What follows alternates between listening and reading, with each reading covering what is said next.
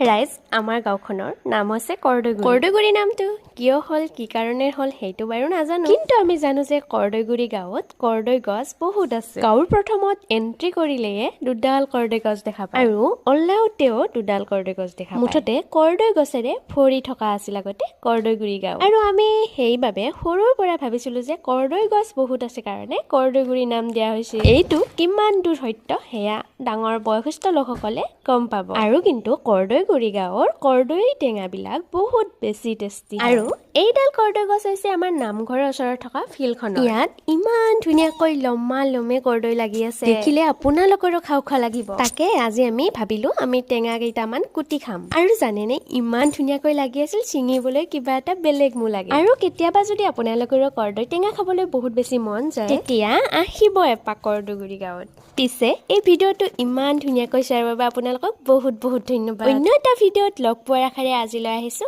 Bye bye.